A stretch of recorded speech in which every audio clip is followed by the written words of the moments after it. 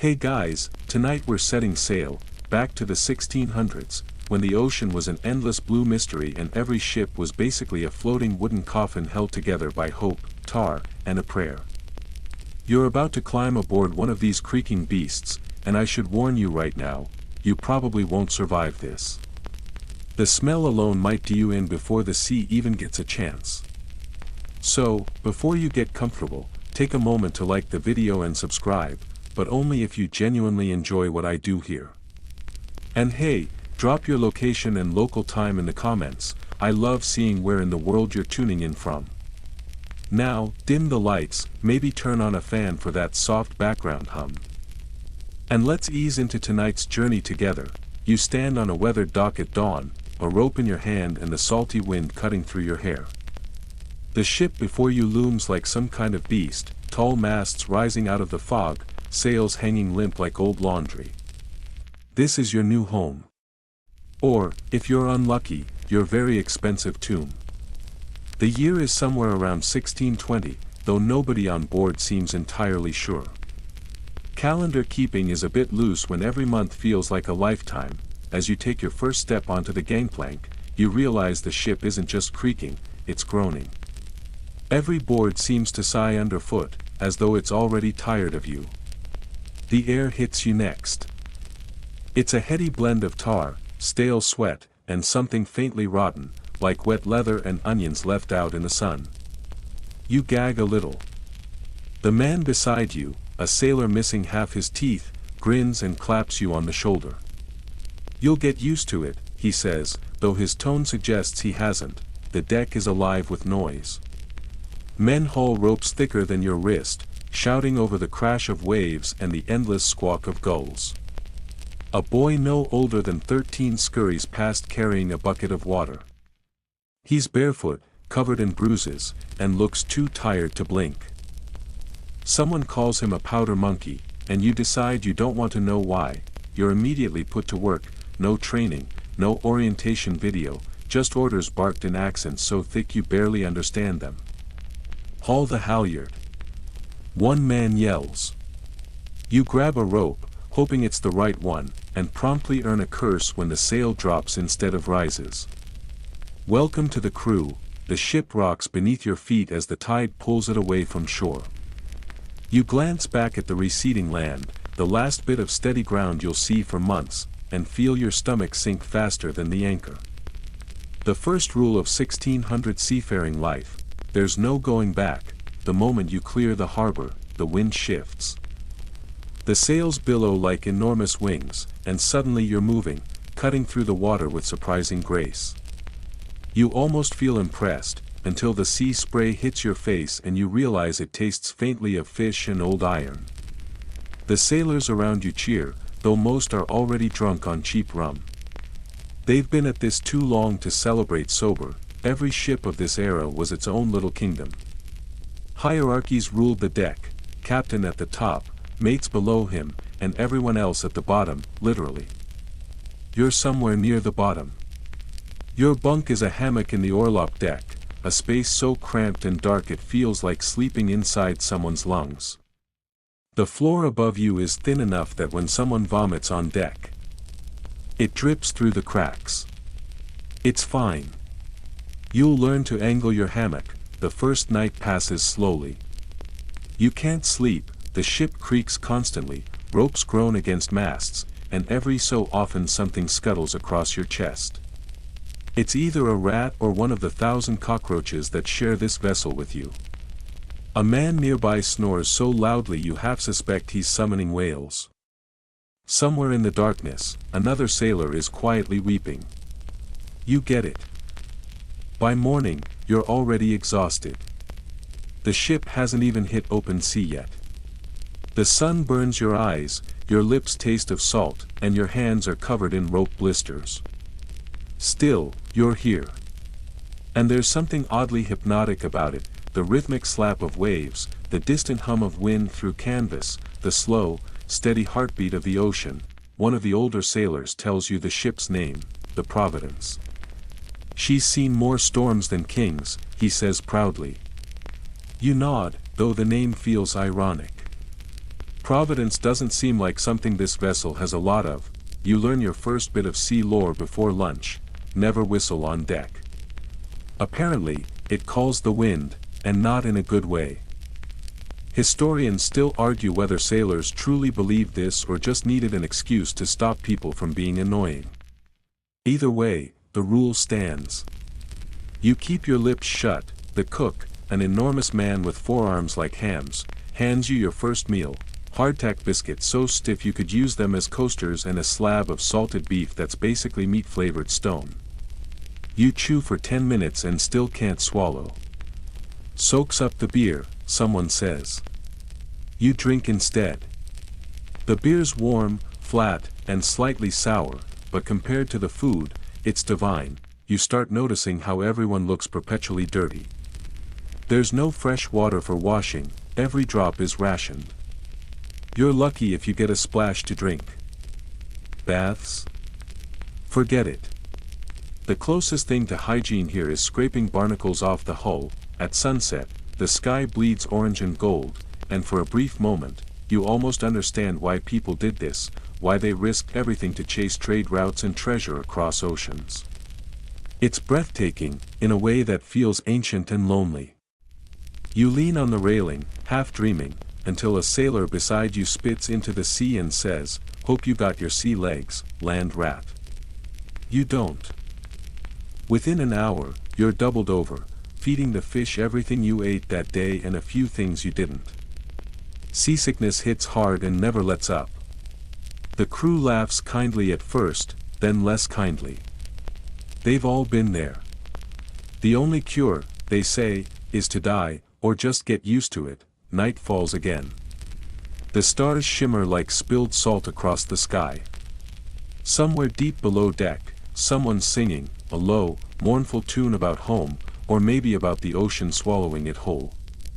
You close your eyes, your stomach still rolling, and think about how small you are out here. Just a speck on an endless moving mirror, bound to a world that smells like sweat and salt and fear. This is only the beginning. You've officially survived your first day on a 1600 ship. Barely. And as the waves rock you toward uneasy dreams, you can't help but wonder what fresh misery tomorrow will bring. The morning begins before dawn, though you barely slept. The ship groans, haunted by ghosts of better vessels. A bell clangs, boots pound above, someone kicks your hammock. Up, lubber. You swing out, nearly face-planting onto the damp, moldy deck. Welcome to day 2 aboard the floating wooden death trap. The sea stretches steel blue and choppy. The ship rises and falls like a tired animal, mast swaying. You stumble over ropes and crates, the deck slick with seawater. A broad, sunburned bosun barks at you to help with the mainsail. Your hands sting, shoulders ache, but finally the canvas snaps overhead, catching the wind. For a fleeting moment, you feel competent, until someone yells at you for coiling a rope wrong. The ship is smaller than you imagined, 80 feet of cargo-built wood, seams caulked with tar, black rivulets sealing both water and misery. Oak timbers warp over time, men bail the bilge constantly, or the Providence quietly drowns itself. A crewman, tar, missing fingers and half an eyebrow, jokes the ship is older than the captain's morals. Below deck, beams hang low, walls weep condensation, and the carpenter proudly shows a crack sealed with tar. The rigging above is a spider's web, sailors climb 40 feet, balancing like cats. You vow never to leave the deck again. The ship feels alive, creaking, flexing, whispering as sailors pat masts, murmuring, "She'll hold." Superstitions abound, never drop a nail. They say. The anchor, a massive black iron claw, takes half the crew to raise. Salt covers everything, air, ropes, skin. By midday, the sun burns the deck planks, sweat and grime soak you. Water is rationed, beer often substitutes. Lunch is salt pork, limp peas, and cannon-hard biscuits. Tar advises soaking them in beer, only marginally better. In the afternoon, You scrub the deck with sand and seawater, knuckles bleeding. Every creak reminds you, these ships are barely floating experiments, held together by luck and stubbornness. At night, bioluminescent plankton glimmer beneath the waves, sea fire guiding the ship like drifting spirits, the sails snap with the wind. Below, the carpenter hammers another wedge. The ship flexes, groans, a reminder, this is no paradise. It's a floating prison, bound by superstition, sweat, and wishful engineering. You finally understand why so few volunteer for sea life, and why so many never return. By your third dawn aboard the Providence, you realize this ship isn't just a machine, it's a zoo, and you're a lesser animal. The deck thrums with shouts, curses, and boots. You drag yourself up, hair crusted with salt, bones aching. The air smells of breath, mold, wet rope, and despair. On deck, the wind hits cold and sharp. Men fight, laugh, and swear in 6 languages. You start recognizing faces, Tar from Devon, Mateo the wiry Spaniard, putting the cannonball-shaped cook, Hans the towering Dutchman already drunk on rum. The captain, Brackett, the Iron Bible, strides with authority, his word is law, punishment swift, and fear ever present. You witness a lash administered to a sailor caught sleeping. 12 strikes echoing like thunder. Better a lash than the noose, Tar mutters. Despite brutality, camaraderie thrives, dice, stories, pranks, ghost tales. The cabin boy Peter, barely 12, scrubs pots and grins missing teeth. Humor keeps everyone alive. You haul, tie, climb, scrub. Your muscles scream, your body learns the ship's rhythm, the roll. At dusk, a half-hour of song transforms the deck into a rough tavern, off-key and wild. Later, leaning on the rail, Tar muses about the deep sea, bones of ships, men never buried. Sailors respect superstition, omens, ghosts, creatures unseen, more than natural laws. Night falls, stars scatter cold above. The deck quiets, men sleep wherever they can. You linger, listening to the ship's breathing, smelling salt and old dreams. Thoughts of home feel distant. Out here, you're becoming part of the crew, part of the chaos. The sea strips you to bone and stubbornness, testing whether you're worth keeping. By the time you crawl into your hammock, exhaustion shakes your body, but your mind is calm. You've survived another day among this crew from hell. Tomorrow, you'll haul, scrub, and curse the ocean like the rest. Maybe, just maybe, you'll start to fit in. Morning comes with the smell of someone vomiting overboard, your new alarm clock. The acidic stench mixes with tar, sweat, and bilge. You pull yourself up, stomach churning, ready for the culinary adventure of 1600 ship food, assorted crimes against digestion. Breakfast arrives in a wooden bowl, thick beige paste called burgoo, oatmeal and salt with unidentifiable crunches. Tar warns, eat quick, the weevils get first pick. Salted beef, boiled for hours, fills the air with beefy sadness. Hardtack could double as a weapon. Pudding, the cook, warns of worms that wave back. Beer keeps morale afloat, safer than the green water. Lunch, salt pork, chewy and gray. Dinner, peas pudding. Gluey peas sliced like cake.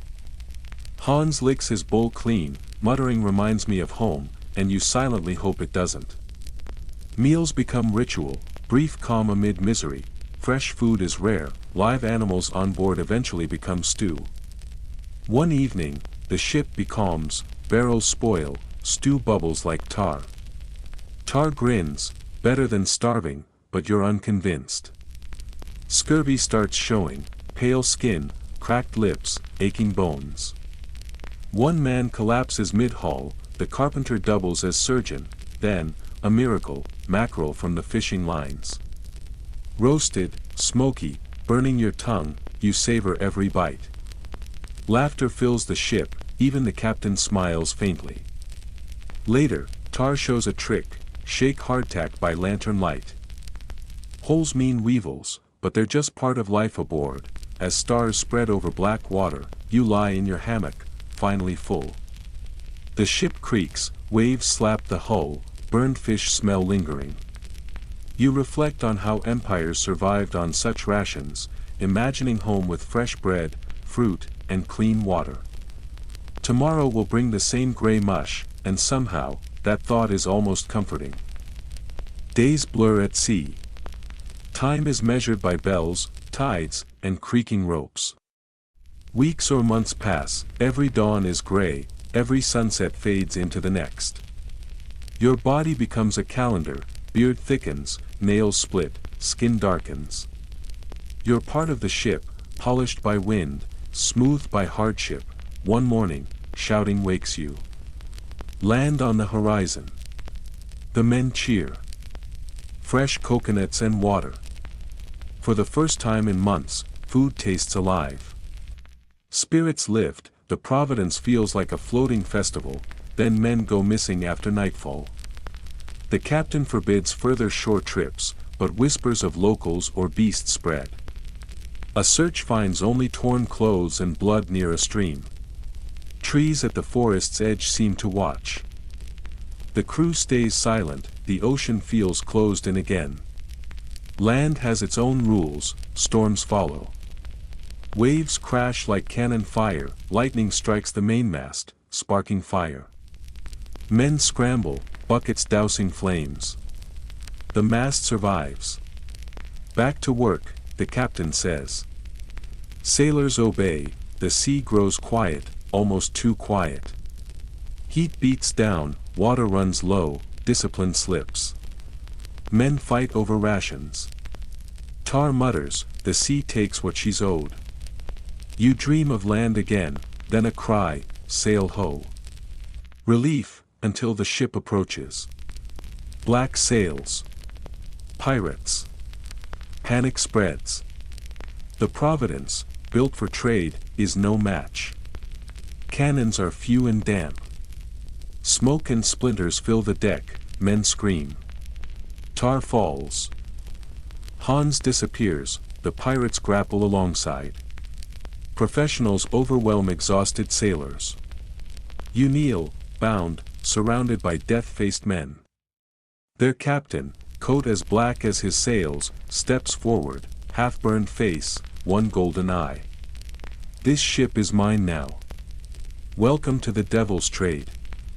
You realize the sea's cruelty is nothing compared to men driven by gold. You've entered a harsher history. You wake with the taste of rope in your mouth. Your wrists ache, bound too long, skin rubbed raw. Around you, the captured crew groans softly. You're no longer aboard the Providence. The air smells different, richer somehow, heavy with spice and smoke. You blink against the sunlight and see it, the black-sailed ship, the pirate's vessel. Its name, painted in flaking crimson across the stern, reads Night Widow. Comforting, you're her new property, the pirate crew wastes no time reminding you of that. Within an hour, you're herded onto the deck, ropes cut, muskets trained.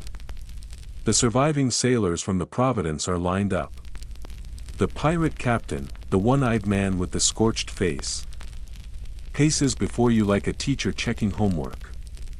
You work, he says calmly, you eat. You steal, you die. Simple enough terms, the pirates aren't the Hollywood kind, no swaggering charm, no witty repartee. These are practical killers, dressed in mismatched gear, Spanish boots, Dutch coats, English hats stolen from someone who doesn't need them anymore. You count at least 6 different accents among them. The 1600 sea is a melting pot of desperation. Nationality matters less than loyalty, and even that's negotiable. You're assigned a new station, swabbing decks and hauling lines, exactly like before.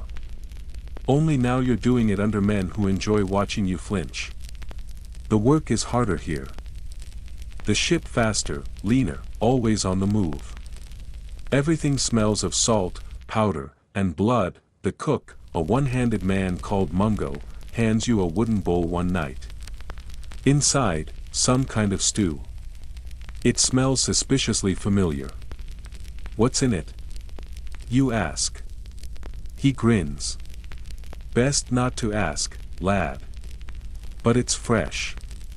You eat anyway. Hunger makes you flexible about ethics. That night, as the ship slices through moonlit waves, you hear laughter from the forecastle. The pirates are dividing spoils taken from your own ship, silver candlesticks, crates of rum, even a few personal belongings you recognize. Your coat, for instance, now worn by a giant Scotsman with teeth like old piano keys. He nods at you. Nice fit. You think about lunging for it, but the musket at his side discourages heroism. Over the next few days, you learn how piracy actually works. It's not random chaos, it's a business model. The crew operates under a code, written, even. Shares of loot are divided by rank. The captain gets 2 parts, the quartermaster 1.5, everyone else 1. Injuries have price tags, lose a leg, you get more gold. Historians still argue whether early pirate codes were the first forms of workplace insurance. There's democracy too, of a sort. Major decisions, targets, routes, even captains, are voted on.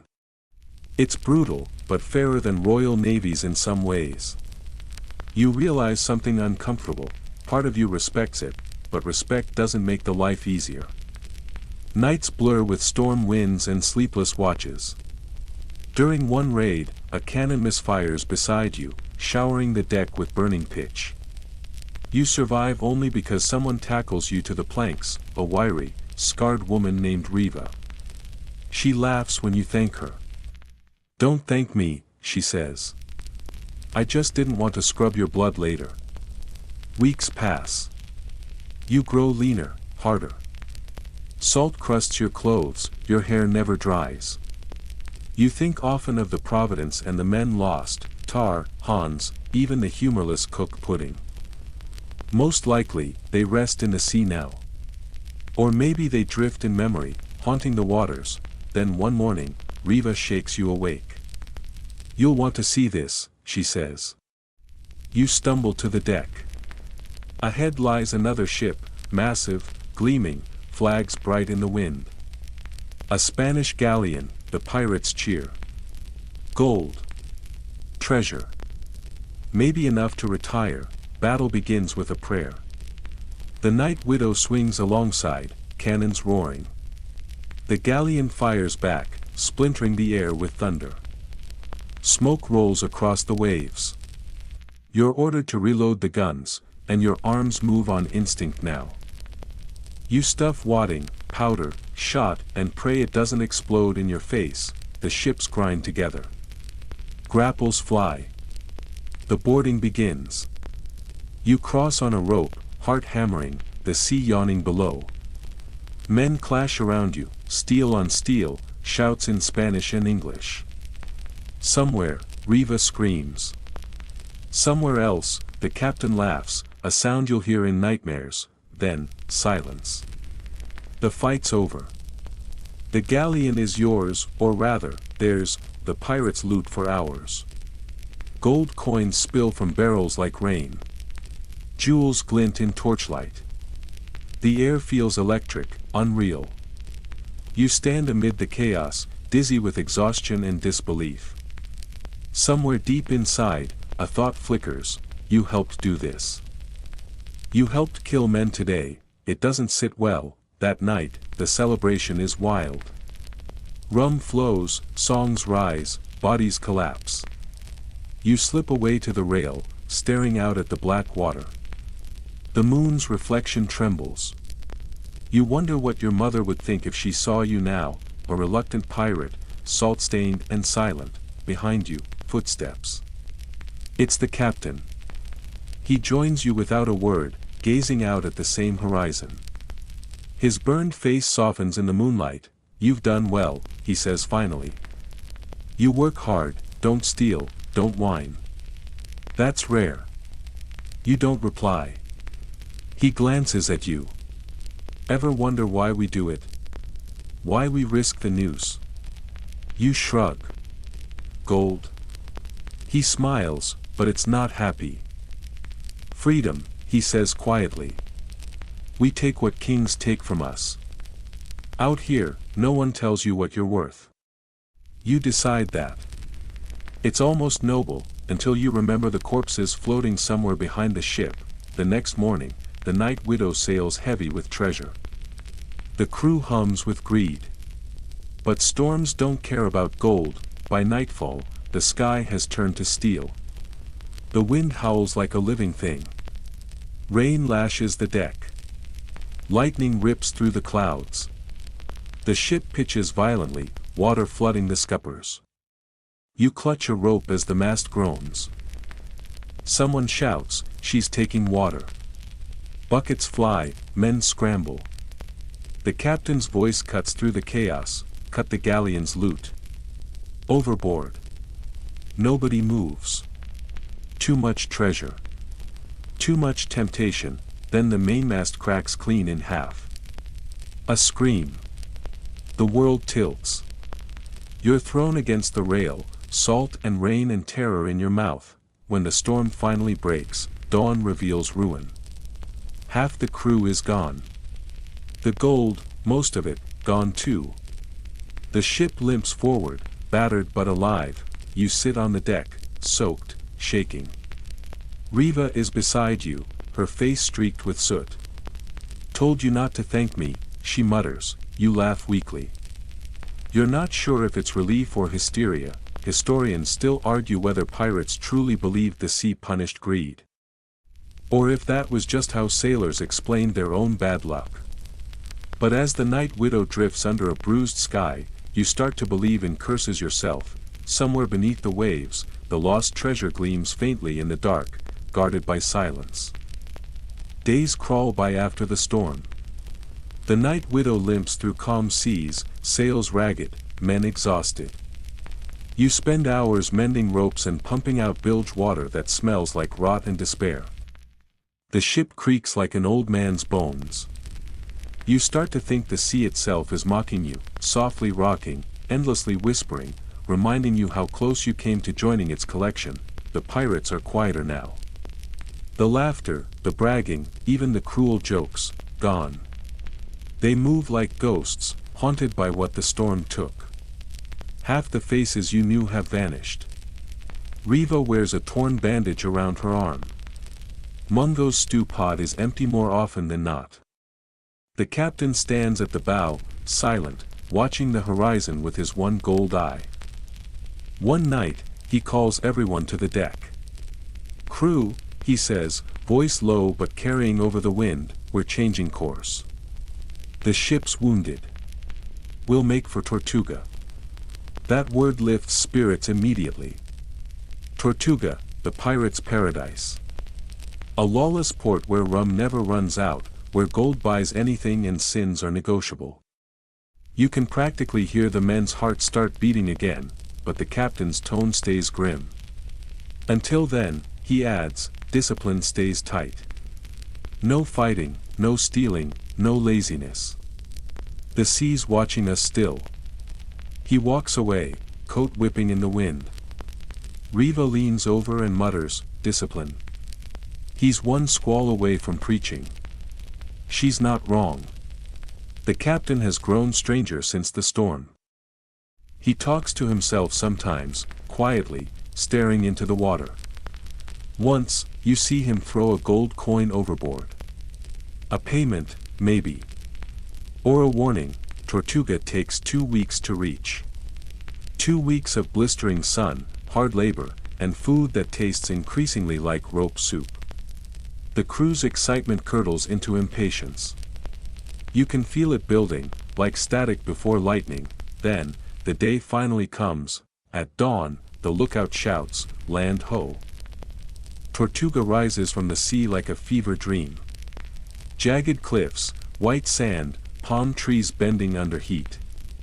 And the smell, wood smoke, rum, roasted meat. Civilization, or at least its drunk cousin. The harbor teems with ships flying flags from half the world. English traders, French smugglers, Dutch raiders, all jammed together in a chaos of noise and color. You dock at sunset. The air buzzes with life. A fiddler plays somewhere, laughter spills from taverns, and someone is already being thrown into the street. The captain dismisses the crew with a wave. 3 days leave, he says. Don't get killed. They scatter instantly. Riva claps your shoulder. You coming, land boy? You hesitate. You haven't touched land in months. The dock itself feels alien beneath your feet, solid but wrong after so long floating. The smell of earth hits you like a punch. You almost cry from the shock of it. The first tavern you enter is called the Broken Anchor. It's exactly what you expect: noise, sweat, rum, and people who should probably be dead already. You and Riva squeeze through the crowd. Every surface drips with something: ale, blood, or melted wax. A parrot screams obscenities from the rafters. Someone's playing dice with a severed finger as one of the pieces. Riva orders rum for both of you.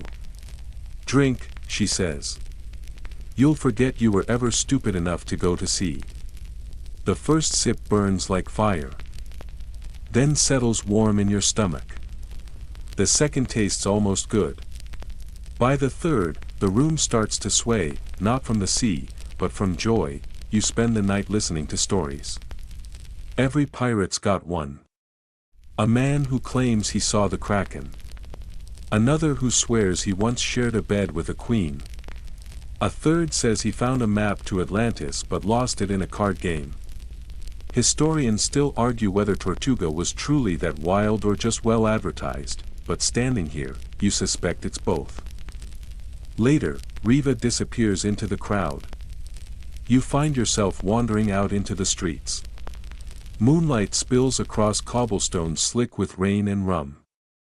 Laughter echoes from alleys, mingling with music and distant shouting. You breathe in the tropical air, heavy, sweet, alive, and for the first time in months, you feel human again.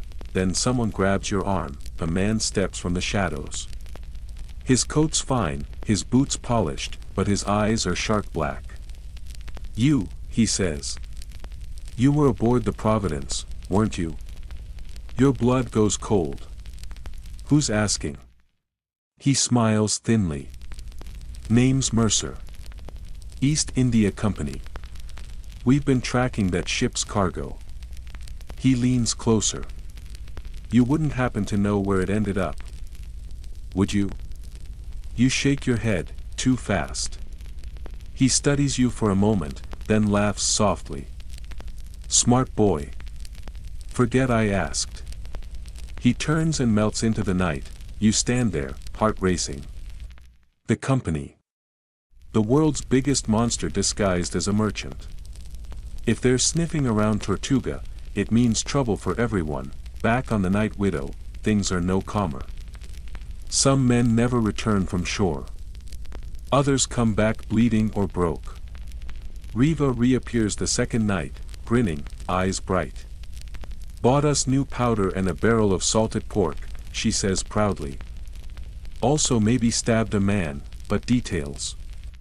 The captain convenes the crew on the third morning. We sail tomorrow, he announces. New course, northwest.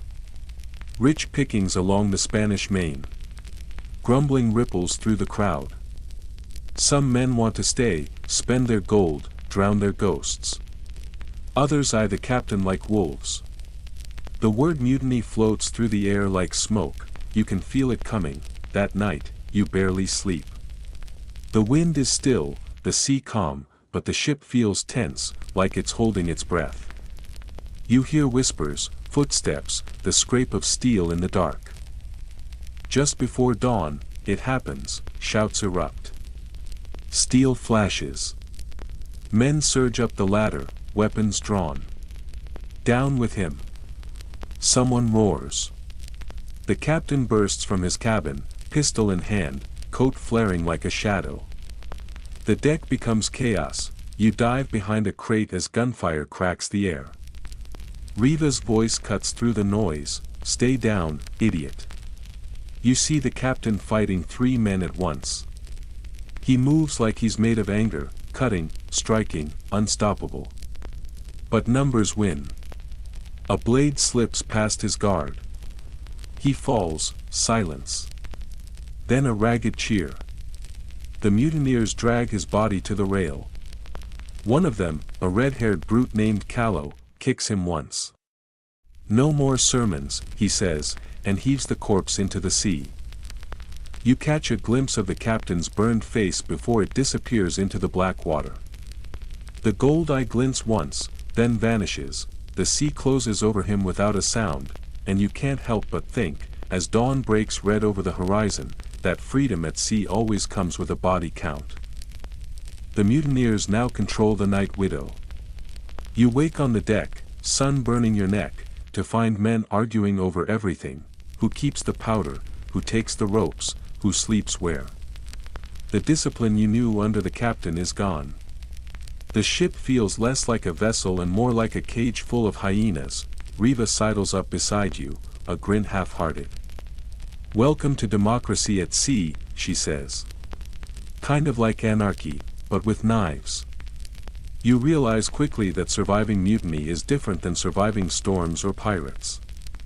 Now, your body isn't just a tool, it's currency. One wrong glance, one slow move, and you could become someone else's problem. You move through the chaos quietly. Hauling lines, scrubbing decks, trying not to attract attention, the mutiny brings new rules. The first: gold trumps everything. Men who were loyal yesterday now eye each other like wolves. Rations are hoarded, insults exchanged, and fights break out over scraps of salted pork. Your stomach, already accustomed to misery, clenches tighter. Food becomes an obsession. Someone discovers a hidden barrel of hardtack. Men fight for it with fists and teeth. You manage to grab a few biscuits, shaking with adrenaline and fear. One bite tastes like survival itself, dry and gritty, but better than nothing. Even the wind seems to side with chaos. Gusts blow sails into the rigging, ropes snap under strain. And the ship lurches violently. A sail rips. A mast creaks. The deck tilts. You're thrown against the side, bruised but alive. Historians still argue whether mutinies were more likely to succeed on calm seas or stormy ones, but as you cling to the deck, you decide storms make a lot more sense. At night, the pirate code, the rules that once offered structure, has dissolved. Men steal from each other, sometimes violently. Riva keeps close, whispering instructions: don't look anyone in the eye. Keep your hands busy. Survive. There's talk among the crew about heading to Cuba, hoping to find gold-laden Spanish ships, or at least safe harbors. Plans are argued, shouted, then abandoned. The sea doesn't negotiate. The currents shift, the winds die, and you drift for days. Time becomes meaningless again. One night, a sailor claims he saw a mermaid. Another says he spotted a sea monster, a creature with eyes like lanterns. You want to laugh, but the darkness, the rocking, the fear, everything makes you pause. Historians still argue whether mermaids were hallucinations from exhaustion and salt, or sailors' superstition given flesh. You decide it doesn't matter. The stories keep men awake and moving. Rations are now minimal. You chew on dried fish so tough it nearly shreds your gums. Water is rationed like gold. You trade scraps and favors just to get a sip. Hunger gnaws at you constantly, sharper than any blade. During one brief calm, the mutineers argue about leadership. A tall man named Brenton claims the first mate's position. He's loud, cruel, and has a permanent sneer. Another wants to split the crew into two ships. The argument ends in blood. Brenton kills a man with a dagger. Silence falls. The remaining men nod grimly. You nod too, pretending not to notice. Survival is about pretending. You start keeping track of everyone: who fights, who steals, who dies. You mark names silently in your mind like a ledger. Every face becomes a risk assessment. Every smile, a threat. The nights grow colder. The deck is wet from spray, your hammock soaked. You dream of home, but the dream twists, your parents replaced by mutineers, your room replaced by a creaking deck, and the scent of salt and rot overpowering all else. You wake gasping, remembering where you are, remembering the ship, the men, the sea. One morning, a lookout shouts, "Ship on the horizon." Hearts leap. Another prize? Or more danger? You peer through the spyglass, a merchant vessel, flags bright. The mutineers roar. Orders are given, ropes swung, cannons loaded. The adrenaline surges. Fear mixes with excitement. Riva whispers, "Keep your head down, and maybe you'll get through this one alive." The merchant ship doesn't fire first, it waits, steady, as if knowing the Night Widow's reputation. You see the men on deck, organized, disciplined. Unlike your crew, their captain's not dead, their crew not starving, their morale intact. The contrast is stark, you feel suddenly small, insignificant. All the chaos, all the blood. The storms, the mutiny, it has brought you to this moment. A showdown not of men, but of chance, skill, and luck, the cannons roar. The deck shakes. Smoke swirls. You load, fire, reload, pray. Screams echo. Splinters fly. The sea churns, by nightfall, the merchant ship is crippled. Loot is seized. Men cheer. The mutineers celebrate their victory. You watch, exhausted, barely conscious, clutching a rope. You survived again.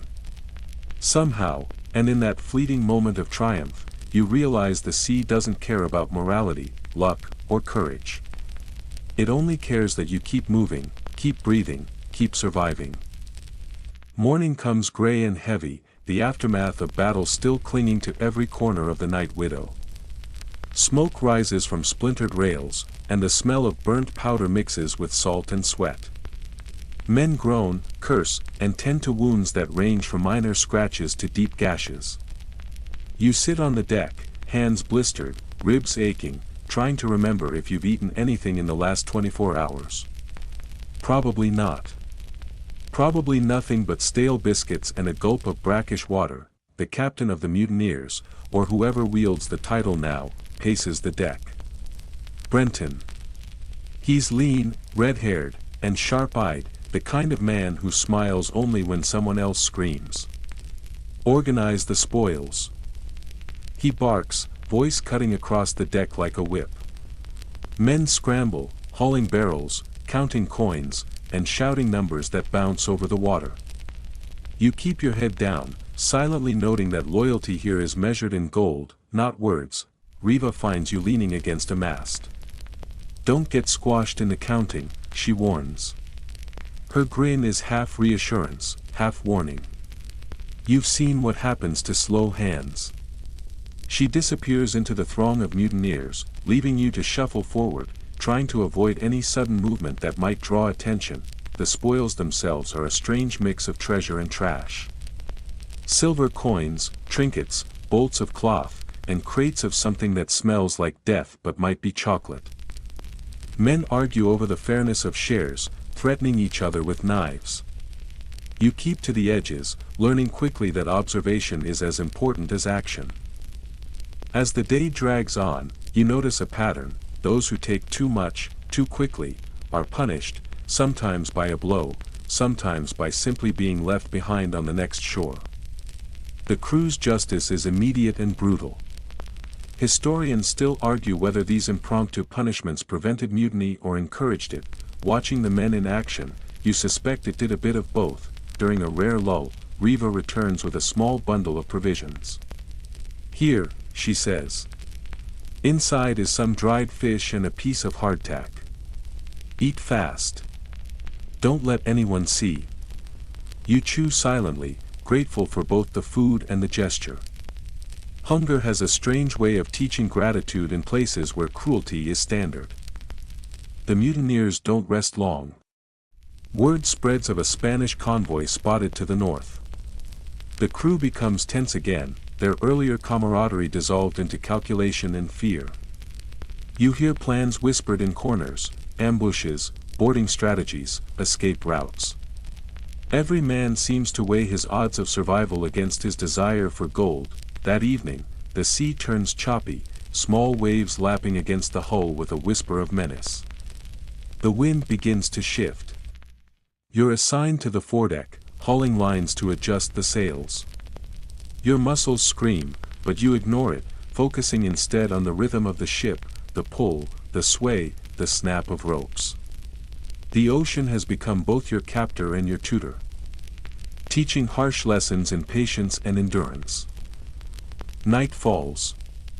Lanterns flicker across the deck, casting long shadows that move like living creatures. The mutineers gather to discuss strategy, their faces grim in the dim light. You overhear words like trap, loot, and ambush. The air is thick with tension. One wrong move, one misstep, and this victory could turn into disaster. From your hammock later that night, you listen to the creak of the ship, the distant call of seabirds, and the faint whisper of waves. Sleep comes fitfully, your mind replaying the chaos of the day. You dream of home again, not the physical place, but the sense of safety and routine. It feels impossible now, a memory from another life, and yet, despite everything, the hunger, the storms, the violence, the mutiny, you realize you've survived. That in itself feels miraculous. The ocean, the crew, the world above and below water, they haven't claimed you yet. For now, you exist, tangled in rope and fate, moving forward one day at a time. Weeks stretch into months. The Night Widow glides through the Caribbean, a floating nightmare of salt, sweat, and mutiny-tinged gold.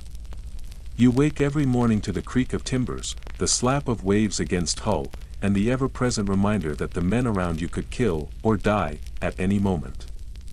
Survival isn't just about skill anymore, it's about awareness, reflex, and luck that feels almost like divine cruelty. Rations are tighter now.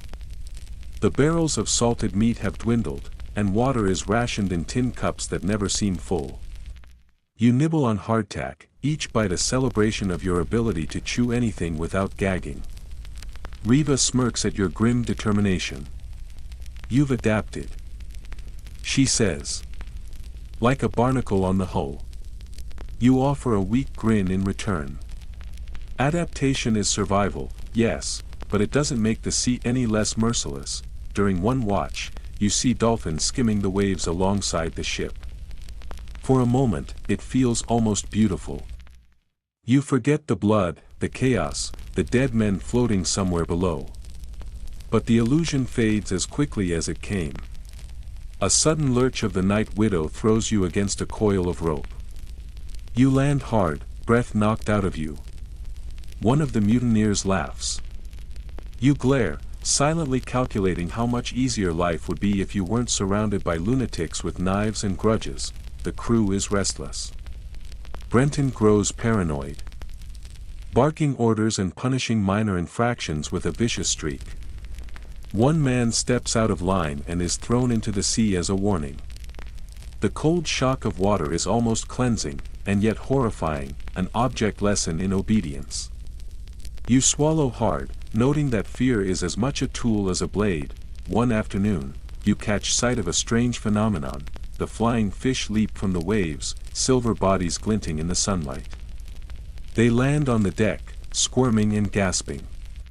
Men scramble to gather them, laughter and curses mixing.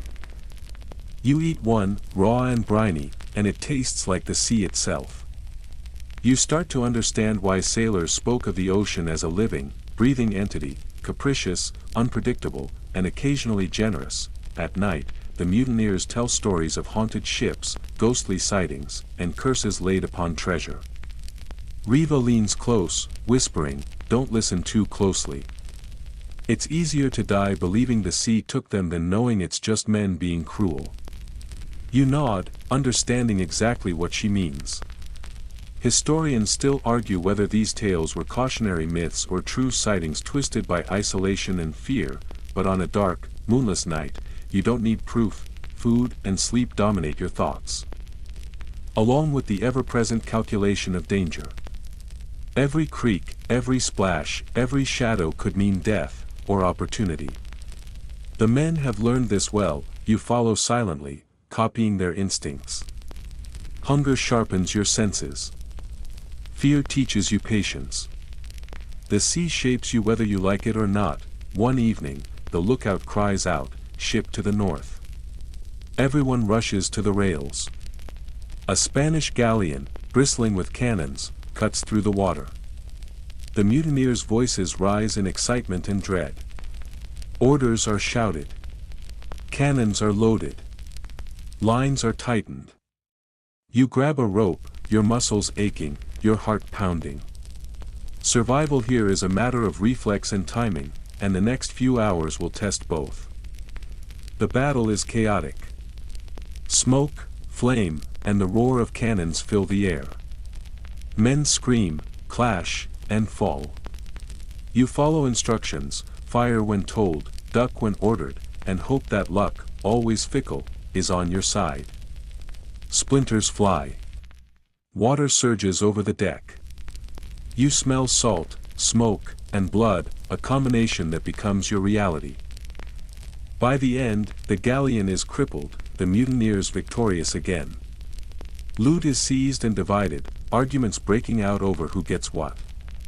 You get scraps, yes, but also the rare sense of accomplishment. Survival isn't glory, it's being alive when others are not. That night, you sit on the deck, staring out at the horizon. The waves are calm, but your mind races. You think about all that's happened, the storms, the pirate raids, the mutiny, the death, and realize you've changed. Not just physically, but in ways that are harder to name. Fear has become familiarity. Hunger has become rhythm. The ocean, relentless as ever, has carved you into someone who might actually last a day here, or maybe even two. For now, though, you close your eyes and let the rocking lull you.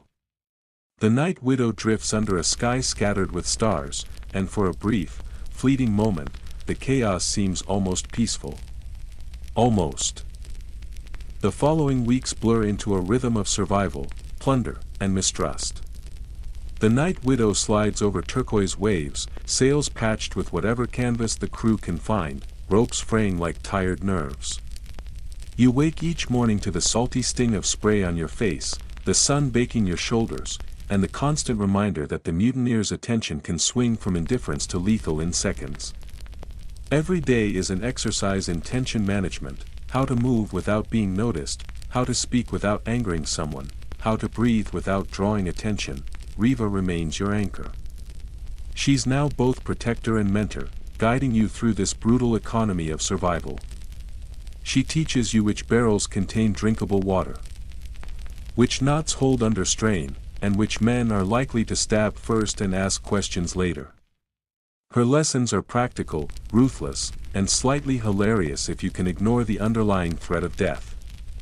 She jokes about you being the barnacle who almost made it, and for some reason, the absurdity keeps you going. Life aboard the ship is a strange mix of monotony and terror. Ropes creak, sails flap, and men bicker over the division of plunder. Every day, you face the same tests, hauling lines, bailing water, repairing sails, or manning a cannon during a raid. Your muscles ache constantly, your hands are perpetually blistered, and the smell of smoke, salt, and unwashed bodies is your new normal. Food is meager. Hardtack, dried fish, and the occasional preserved meat become luxuries, and the desire for water sharpens into a visceral ache. Hunger is the ever-present companion of your survival, teaching patience, calculation, and a grudging respect for even the smallest meal. One afternoon, the lookout calls out, "Ship on the horizon." The mutineers rush to positions with a practiced efficiency that reminds you just how dangerous this life has become. A Spanish merchant vessel appears, hull gleaming in the sunlight, flags snapping sharply in the wind. Orders are barked, cannons loaded, and men climb rigging like ants on a tree. The assault begins. Smoke curls across the sea, cannon fire cracks through the air, and the deck becomes a dance of chaos and necessity. You fire and reload with shaking hands, your body operating on instinct. Around you, men shout, clash, and fall, splinters flying like deadly rain. You start to notice patterns, the way the sea moves the ship. The timing of enemy cannon fire, the points of vulnerability on a wooden hull. Historians still argue whether pirate success was more dependent on skill or sheer audacity, but in the moment, it's survival instinct that counts. After hours, the merchant vessel surrenders. The crew cheers, grabbing gold and goods. Men argue violently over division. You step back, silently tallying who's likely to die first from greed or recklessness. You get a small share, enough to fill your stomach and carry a glimmer of hope for more. Riva claps your shoulder. See? Almost worth the terror, she says. You nod, but know that survival comes with scars that can't be counted in coins. That night, the ship drifts under a moonless sky. The ocean is calm, almost mockingly so. You sit on deck, water dripping from your hair, staring at the stars. The distant waves glimmer like scattered treasure, indifferent to human struggles. For a brief moment, the endless chaos feels paused, a fragile calm in the storm of your life, and yet, you know it won't last. The sea is patient, and it doesn't forgive mistakes. Every dawn promises a new trial, storms, hunger, raids, or betrayal. Your mind begins to measure time not in hours or days, but in dangers survived and lessons learned. You've changed, hardened in ways that are invisible but essential. Tomorrow, the horizon will bring another challenge. But tonight, for the first time in months, you allow yourself to breathe. The ship rocks gently, the stars blink faintly, and the ocean hums a lullaby you've grown to understand, a song of survival, chance, and the cruel beauty of the 1600 sea. The following morning, a thin fog wraps around the Night Widow, swallowing the horizon in gray. The air is cold for the Caribbean, and the deck is slick with dew. Men move cautiously, whispering, checking the rigging, eyes darting to every shadow. Riva nudges you awake. The fog makes the sea clever, she murmurs. Don't get clever with it yourself. You nod, instantly aware that the ocean is teaching yet another lesson. Visibility is survival, food is scarcer than usual. The rations you once considered meager now feel like a banquet. A barrel of dried fish and a few biscuits is divided among 20 men, each bite calculated, swallowed with deliberate care. Hunger sharpens your mind, teaching you the subtle art of observation. You notice small details, the skipper favoring certain crew members, hidden pockets of supplies, a rope fraying in an unexpected way. These minor observations could mean life or death. The fog also brings opportunities. A lone merchant ship appears through the mist, its white sails ghostly and vulnerable. The mutineers spring into action, but the fog complicates everything. Ropes tangle, cannons misfire, and men shout instructions over the murmur of the sea. The attack is messy, almost farcical, but ultimately successful. Loot is seized, and the mutineers cheer, but the fog leaves a lingering unease. You realize that chance governs even victory here. At night, the mutineers gather around the captured goods. Coins glint in lantern light. Silverware, textiles, and crates of preserved food are spread across the deck. Arguments erupt immediately: who takes what, who deserves extra, who stole from the pile. One man is pushed overboard for daring to claim more than his share. The rest nod in grim approval.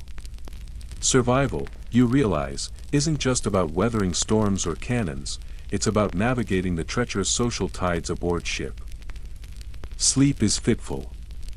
Your hammock is soaked from condensation, and the cold penetrates your bones. Riva warns you to keep your clothes on, even while sleeping. You do, shivering, wrapped in a thin blanket, trying to stay invisible.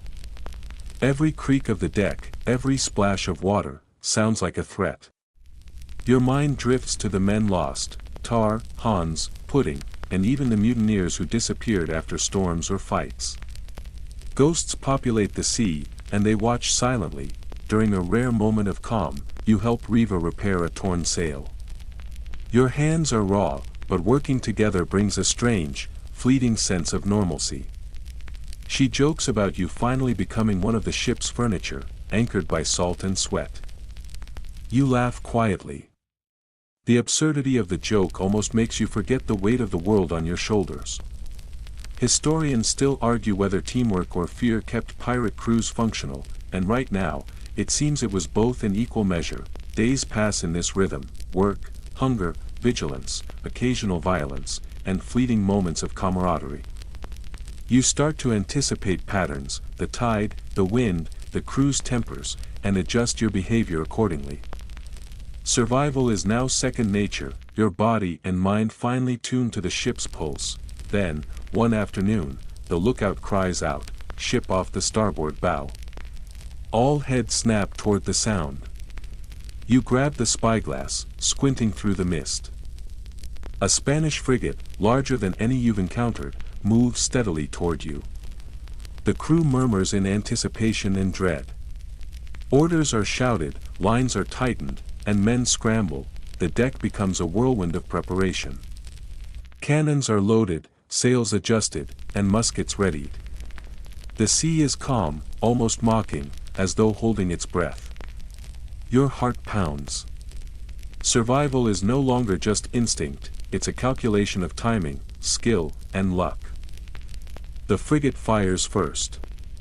Thunder cracks across the water, splinters fly, and the Night Widow lurches violently. Chaos erupts. You run, haul, duck, fire, reload. Men scream, clash, and fall. Smoke and salt combine into a thick haze. Every step, every movement, every breath is a delicate negotiation with death. Hours later, the battle ends with the frigate damaged but not sunk. The mutineers cheer, but the victory feels hollow. The sea remains indifferent. The horizon is still empty, yet every shadow could hide a new threat. You realize that no matter the treasure seized or enemy defeated, the ocean's lessons are ongoing, unforgiving, and relentless. As night falls, you sit on the edge of the deck. Legs dangling over the water, staring at the dark expanse. The stars above seem distant, cold, and unmoving. You think about how much you've endured: storms, mutiny, hunger, piracy, and battle. You've survived because of luck, skill, observation, and a stubborn refusal to give in, and yet, you know the sea is patient. It has many more lessons in store. The Night Widow sails on, scarred and weary, the mutineers' energy ebbing with each passing day. You wake to the smell of brine, sweat, and unwashed bodies, the rhythmic creak of the ship a constant reminder that you are still very much alive. Your muscles ache, but you move almost automatically now, hauling lines, adjusting sails, and keeping your eyes on the horizon. Each movement has become a conversation with the ship, a negotiation of survival. The crew has grown restless. Morale, already fragile after the fog, mutiny, and battles, begins to crack. Men argue over trivial matters: who slept too long, who took extra rations, who spoke out of turn. Brenton's leadership is challenged quietly at first. Whispers in the corners, then openly in shouting matches. You watch, silent, learning who holds power, who is weak, and who can be exploited. Survival now demands subtlety as much as strength. Food is almost non-existent. The barrel of salted pork is gone. Hardtack is rationed so strictly that even the mutineers grow pale and irritable. Every meal becomes a transaction, a negotiation of favor, threat, or observation. Hunger is a constant, gnawing companion, sharpening your senses, teaching patience, and fostering a quiet paranoia. You eat what you must, hiding scraps whenever possible, each bite a small victory over the cruelty of circumstance. The ocean changes too. Storm clouds gather. Not violently, but with a deliberate patience, rolling in from the horizon like slow-moving predators. The wind shifts, currents rise, and the deck rocks beneath your feet with a warning. Riva calls you to help with the sails, her voice low but urgent. Together, you work silently, muscles burning, coordinating like a single organism.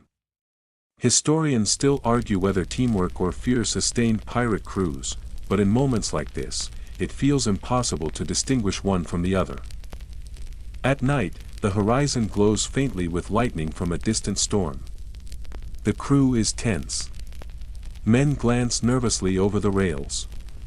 Some pray. Others curse. The ship rocks gently, teasing calm before chaos. You sit on deck, hands wrapped around a coil of rope, staring at the dark waves, realizing that even when nothing seems to happen, the ocean teaches patience, endurance, and fear. Then, without warning, a ship emerges from the night, fast, black, and armed. A Royal Navy cutter, reputation preceding it, sails into view. The mutineers panic, scrambling to prepare. Cannons are loaded, muskets primed, but the cutter moves with precision, cutting the Night Widow's path, forcing the crew into a desperate fight for survival. You grip a rope, muscles tense, knowing that if this engagement goes poorly, no amount of luck will save you. The battle is brutal. Smoke, fire, and splintered wood fill the deck. Orders are shouted, men fall, and the sea seems to close in, indifferent to screams or strategy. You reload a cannon, fire, duck, and fire again, every movement a negotiation between instinct and fear. Riva shouts beside you, directing men with efficiency and anger, her presence a tether to sanity amid chaos. Hours later, the cutter withdraws, the Night Widow battered but intact. The crew cheers weakly, but exhaustion has replaced celebration. Many are injured, some gravely. You slump against a mast, soaked. Bruised, alive. The victory is hollow, survival feels like the only true achievement. That night, as you drift into a brief, restless sleep in your damp hammock, you realize the truth: the sea teaches in waves of terror, hunger, and exhaustion. Survival is not bravery, glory, or luck alone, it is the accumulation of tiny, disciplined actions repeated endlessly, a dance with a force indifferent to human ambition, and tomorrow, the ocean will teach again. The Night Widow moves like a wounded animal, sails tattered, rigging frayed, creaking and groaning with every swell of the sea. The mutineers have learned a grim rhythm: repair, ration, fight, and repeat.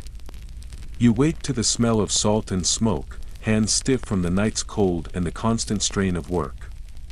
Your body has memorized every task, every rope knot, every cannon's recoil, but your mind is alert, watching for any sign of danger, mutiny, or storm. Hunger gnaws at you constantly. The last barrels of provisions are divided so strictly that even the strongest men look gaunt. Every bite is a carefully calculated measure of survival. You find yourself chewing dried fish and hardtack with reverence, silently thanking the sea for what little it provides. Riva laughs quietly when she sees you savoring a piece of hardtack. Careful, she says. Enjoying it too much might get you noticed. She winks, reminding you that in this life, subtlety often outlasts strength. The mutineers are restless. Brenton's authority is questioned more openly now, with men testing boundaries, stealing scraps, and whispering mutinous plans. You learn to move like a shadow, keeping your distance, observing without being seen. Survival is no longer just a physical struggle, it's psychological. Reading intentions, gauging moods, and anticipating violence becomes as essential as hauling lines or firing cannons. One morning, the lookout cries, "Sails to the east." You peer through the spyglass. A convoy of merchant ships glimmers in the distance, ripe for plunder. The mutineers roar, scrambling to positions. Cannons are loaded, lines are hauled, and the Night Widow surges forward with an almost predatory grace. You grip a rope, adrenaline coursing, every sense focused on the approaching chaos. The attack is messy but effective. The merchant ships fight valiantly, cannons roaring, smoke curling over the waves.